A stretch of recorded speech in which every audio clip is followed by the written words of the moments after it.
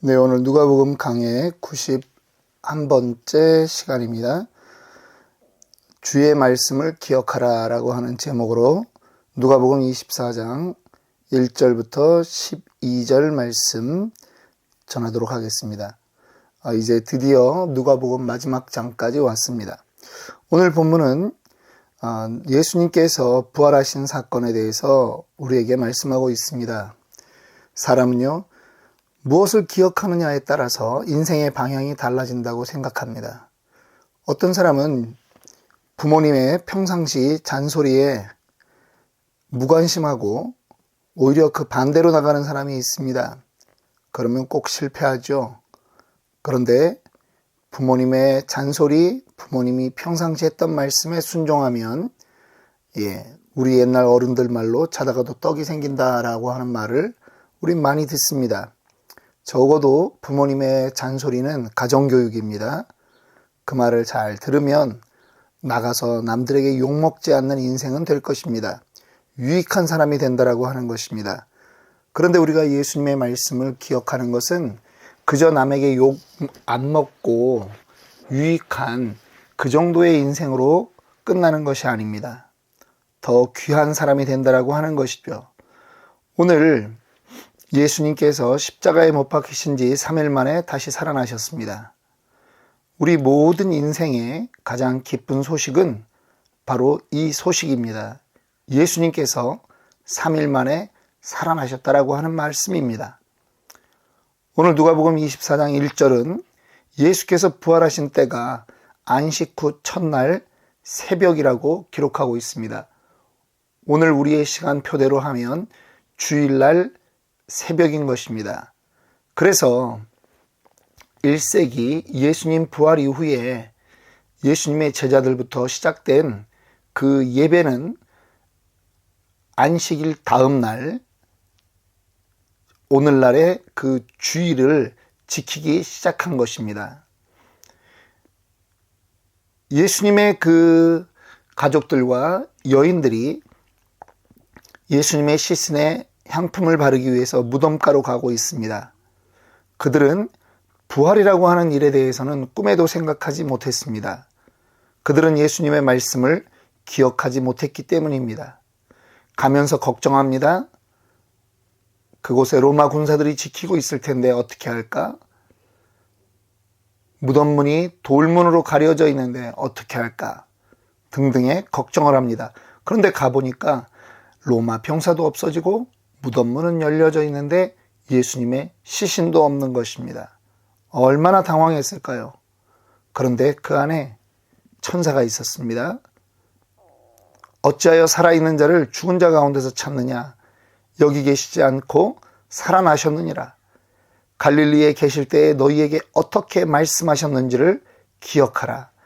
이르시기를 인자가 죄인들의 손에 넘겨져 십자가에 못 박히고 제3일에 다시 살아나야 하리라 하셨느니라. 본문 5절부터 7절의 말씀입니다. 천사가 한 말은 바로 예수께서 말씀하신 대로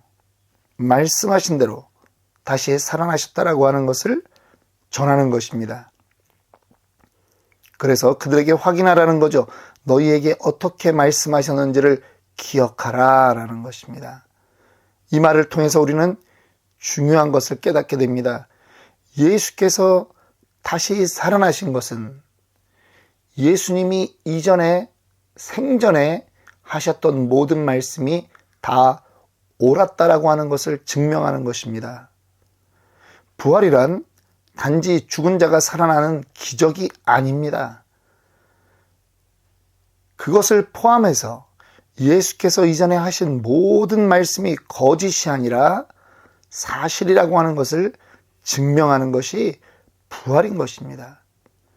특별히 예수께서 십자가에 못 박혀 돌아가신 것은 우리의 죄 때문이라고 하는 것을 증명하는 역사적인 사실인 것이죠.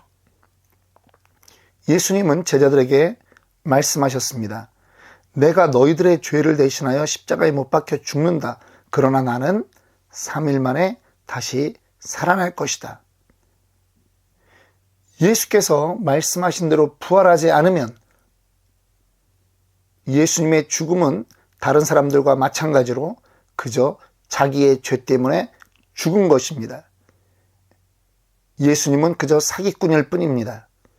오늘 그분을 믿고 따르는 우리들, 정말 어리석은 자들이죠. 고린도전서 15장 14절 17절은 이렇게 말씀합니다. 그리스도께서 만일 다시 살아나지 못하셨으면 우리가 전파하는 것도 헛것이요 또 너희 믿음도 헛것이며 그리스도께서 다시 살아나신 일이 없으면 너희의 믿음도 헛되고 너희가 여전히 죄 가운데 있을 것이다. 여러분, 예수님이 다시 살아나지 않았다면 우리의 믿음은 모두 가짜입니다. 우리는 헛것을 믿는 것이에요. 그런데 아닙니다. 예수님은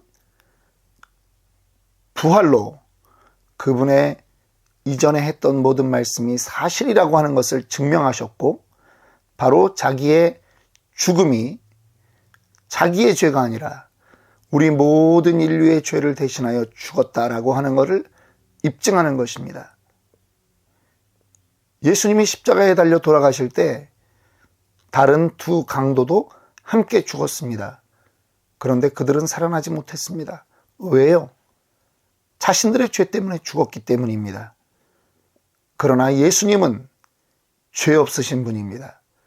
그렇기 때문에 말씀하신 대로 3일 만에 다시 살아나신 것입니다. 예수님이 죽어야 되는 이유는 예수님의 죄가 아니라 우리들의 죄를 사하기 위해서였다라고 하는 것입니다. 그래서 바울은 고린도 교회에 보낸 편지에서 예수님의 십자가와 부활을 바로 복음이라고 말씀하고 있는 거예요. 우리는 부활의 의미를 다양하게 생각할 수 있겠죠. 하지만 가장 중요한 것은 그분의 죽음이 우리의 죄를 대속하기 위해서 죽은 것이다라고 하는 것을 깨달아야 합니다. 천사가 그렇게 말했을 때 여인들은 어떻게 했다고 성경은 말합니까? 9절입니다. 그들이 예수의 말씀을 기억하고, 여러분, 조금 전에 천사가 예수님께서 너희에게 어떻게 말씀하셨는지를 기억하라 라고 말합니다. 이제 9절에 여인들이 예수의 말씀을 기억하고, 깨달았다라고 하는 거죠. 예수님이 평상시에 십자가에 못 박혀 죽지만 다시 살아날 것이다 라고 하는 그 말씀을 기억해낸 것입니다. 예수님이 이 땅에서 하신 모든 말씀은 다 이루어졌습니다. 그런데 아직 안 이루어진 일이 있습니다. 그것은 무엇입니까?